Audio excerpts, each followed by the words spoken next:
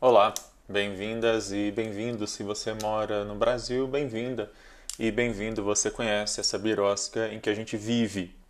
Hoje eu vou falar sobre uma matéria que saiu no Fantástico no domingo e aí resgatei um pouco da jurisprudência em torno disso, que é algo muito bizarro, que é permitir que pessoas sejam presas preventivamente e eventualmente processadas e condenadas, com condenações confirmadas, inclusive em segunda instância, um processo baseado tão somente numa foto, no reconhecimento por uma foto de um livro que por alguma razão uma delegacia tem, e aí eu quero questionar um pouquinho também, não só o fato das condenações baseadas em foto, mas também o próprio catálogo menu ali de pessoas que as delegacias possuem.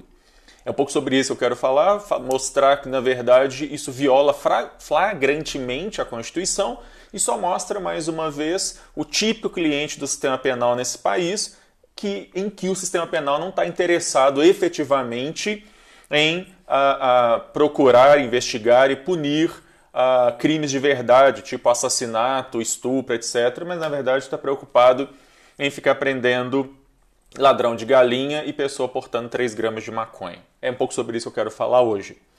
Birosca News é esse quadro que eu faço toda semana, todas as terças e sextas, mudei o dia, mais ou menos nesse horário sempre, e no qual eu falo sobre questões do direito e, eventualmente, trato de algumas repercussões disso na política. Esse conteúdo fica depois disponível no youtube.com/c/Alexandre Bahia. Também tem o podcast do Birosca News, disponível no Deezer, Spotify, várias outras plataformas. E todos os acessos, todos os links para esses acessos estão no meu Instagram, instagram.com/alebahia_. E aí você pode consultar os programas anteriores, assinar o podcast, assinar lá o canal do YouTube, em que eu coloco também outros vídeos, além do Birosca. Tem outros vídeos de palestras e eventos que eu participo, enfim. Pois bem, no último domingo, então, o Fantástico exibiu uma reportagem longa falando sobre essa coisa muito maluca que é, em primeiro lugar, delegacias possuem um álbum com fotos de suspeitos, de possíveis suspeitos. E aí, ao longo da reportagem, a gente vai verificar que uma boa parte dessas fotos vem de pessoas, inclusive, que foram absolvidas das acusações que elas sofreram. Ora, se essa pessoa, uma vez fotografada, quando havia um processo, um inquérito contra ela, ela foi depois absolvida e foi mostrado, ou o inquérito, na verdade, não deu nada, porque foi provado que aquela pessoa não era o autor do suposto crime, por que a foto dessa pessoa permanece no caderninho, lá no álbum de figurinhas das delegacias? Como a gente pode ver na reportagem, eu vou linkar a reportagem aqui na descrição do vídeo, você tem pessoas que vão ser depois novamente confundidas com pessoas que cometeram crime, porque, apesar de elas terem sido inocentadas no inquérito anterior, elas continuaram com a fotinha dela ali. E é claro que, como boa seletividade que é própria do sistema penal, é claro que essas pessoas que estão ali fotografadas são, a maior parte absoluta deles, pessoas negras e de periferia. É óbvio, porque é assim que o sistema penal trabalha no Brasil e, de resto, na maior parte dos países do mundo, mas aqui particularmente, uma das sociedades mais racistas que a gente tem. Óbvio que não se tem interesse em coibir a criminalidade, mas sim em criminalizar a pobreza e a negritude, né? Pois bem, então a primeira questão que a gente precisa, antes de qualquer coisa, é questionar de onde vêm essas fotos. São de pessoas que foram condenadas efetivamente em um processo em que houve uma ampla defesa, produção de provas, etc., ou foram abordagens policiais em que o policial resolveu tirar foto de uma pessoa que ele abordou, ou de uma pessoa que foi erroneamente atribuída a ela a prática de um crime.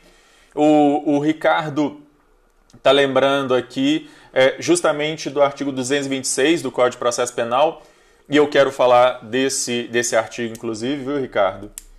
Mas vamos lá. A segunda questão é como você pode requerer a decretação de uma prisão cautelar, de uma prisão antes do trânsito em julgado, de uma pessoa que está respondendo a um inquérito ou a um processo, baseado tão somente no reconhecimento que a vítima faz desse álbum de fotos da polícia.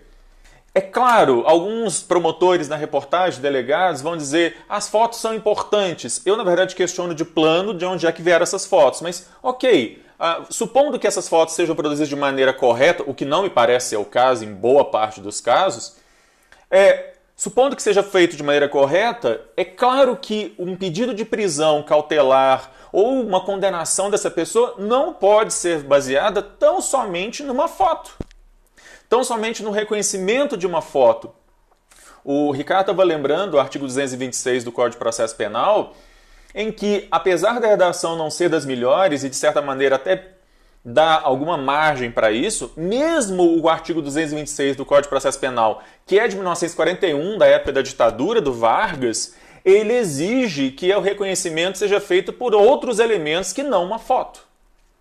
Que essa pessoa o suspeito seja colocado ao lado de outros suspeitos, bem aquela coisa de filme americano, por exemplo, de pessoas mais ou menos parecidas, para que a vítima, então, ao olhar várias pessoas, aponte aquela pessoa.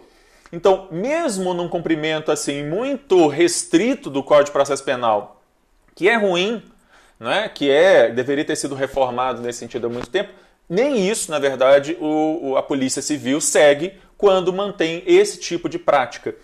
E nesse sentido, o STJ tem algumas decisões, mas ele tem pelo menos uma decisão bem paradigmática nesse sentido, que é o habeas corpus 598-886, vou linkar também na descrição do vídeo, em que o STJ vai dizer muito claramente que nenhuma condenação pode se basear exclusivamente em foto. E o que a matéria do Fantástico vai mostrar é de homens e mulheres que foram condenados, inclusive em segunda instância, e cuja única prova nos autos foi a foto. E não importa se isso é a regra ou a exceção, se há um caso assim, nós precisamos repensar esse instituto, nós precisamos repensar essas coisas. Né? Nós vamos ter casos de pessoas que ficam 1 mês e pessoas que ficam 2 anos presas preventivamente, com base exclusivamente no reconhecimento que a vítima faz desse catálogo, desse álbum de figurinhas lá da Polícia Civil. Isso é um completo absurdo. Né?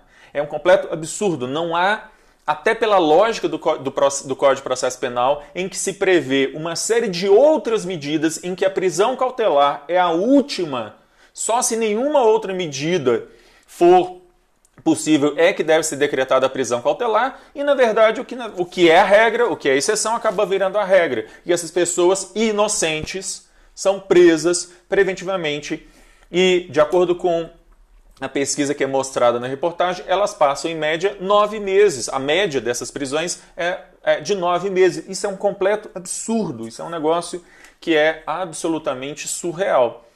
Assim como, é claro, o dado de que essas pessoas são 83% delas são pessoas negras. E, na verdade, esse é um dado que precisava nem falar. Não precisava nem dizer que 83% dos casos são de pessoas negras, porque é exatamente o tipo de cliente do sistema penal brasileiro. Né?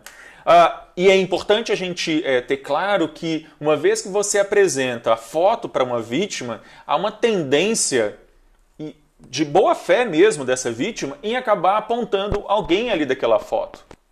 Que, afinal de contas, se essa pessoa já está com uma foto na delegacia, ela muito provavelmente é culpada. Ela muito provavelmente não é boa coisa. Né? E aí isso vai gerar algo que é estudado muito hoje em dia, que são chamados vieses cognitivos. Há um enviesamento aí. Essa identificação é totalmente enviesada, quando na verdade não se segue o próprio procedimento previsto no Código de Processo Penal, que é enfileirar um monte de pessoas, entre elas o suspeito, para que aí sim a vítima faça o reconhecimento. Quando é apresentado apenas um catálogo, e essa é a única prova de que a polícia dispõe, e depois essa é a única prova de que o Ministério Público dispõe, e depois essa é a única prova de que um juiz e Tribunal de Justiça dispõem para condenar essa pessoa. Isso é um completo absurdo, isso viola flagrantemente a Constituição. E aí então a gente vai ter, por exemplo, mostrado por exemplo na reportagem, o caso de uma pessoa de um cara que ele fica o tempo todo, ele trabalha fazendo entregas, ele fica o tempo todo se fotografando, se filmando para gerar álibi. Porque quando, na próxima vez em que a fotinha dele, que continua lá na delegacia, alguém o reconhecer como autor de um crime, ele tenha como provar que ele não estava lá no local da prática do crime, que está vendo? Eu tenho aqui uma foto mostrando que nesse mesmo dia, nesse mesmo horário, eu estava em outro lugar. Ora, você inverte totalmente a lógica em que a vítima, em que o acusado, melhor dizendo, é que tem que provar sua inocência, quando na verdade o ônus de prova da culpa, o ônus de prova nesse caso é de quem quer mostrar a culpa. Não sou eu, suposto autor de um crime, que tem que provar minha inocência, é o Estado que tem que provar minha culpa. Mas aí então você tem essa inversão da lógica, pela qual você vai ter pessoas que vão ser presas 1, 2, 9 vezes, com base nesse catálogo que a Polícia Civil mantém e que, de novo, é um completo absurdo a forma como esse catálogo é gerado. Né? A gente começa por aí. E aí, é claro, né, uma vez que essa pessoa já está ali e uma vez que essa pessoa já foi presa pelo menos uma vez, ainda que ela tenha sido depois absolvida, ainda que tenha sido reconhecido o erro, essa pessoa fica marcada para o resto da vida. Pelos vizinhos, pela família, por possíveis patrões, por possíveis empresas que vão contratar essa pessoa, e você transforma então a vida dessa pessoa num constante rememorar daquilo dali. E isso me faz lembrar de novo a ideia lá do direito ao esquecimento, que eu falei um outro dia. Esse é um caso em que essas pessoas deveriam exigir judicialmente que as fotos delas fossem tiradas desse catálogo, justamente para garantir o direito ao esquecimento, para garantir que quando baterem na sua casa não seja de novo a polícia, de novo te prendendo por algo que você não fez simplesmente porque a sua foto em algum momento passou pelo sistema e permaneceu ali. É tão surreal que a gente veja isso nos dias de hoje, né? Porque eu realmente não consigo imaginar o tipo de violação, né? Não consigo dimensionar o grau de violação aos direitos fundamentais mínimos, básicos, pelos quais esse tipo de prática atravessa. E é com muita consternação, com muita revolta, porque isso causa realmente revolta para qualquer pessoa que defenda o Estado Democrático de Direito, que defenda um mínimo de justiça, seja lá do que for, que eu termino esse vídeo aqui mostrando que, na verdade, essa é a realidade do sistema penal brasileiro. Esse é o cliente típico e esse é o procedimento típico do sistema penal brasileiro. E é sobre isso que eu vou finalizando aqui esse vídeo. Agradeço todas e todos que estiveram aqui, os comentários, inclusive do Ricardo, e tudo que trouxeram aqui para mim desde o momento que eu divulguei que esse seria o assunto. E é isso, gente. Na sexta-feira eu volto para falar de mais alguma coisa maluca, absurda, estapafúrdia que acontece nessa birosca que a gente insiste em chamar de país. E se você gostou desse vídeo, curta, compartilhe, assine lá o canal no YouTube, o podcast, que eu sempre estou postando pelo menos 2 novos conteúdos por semana. Obrigado, gente, e até a próxima.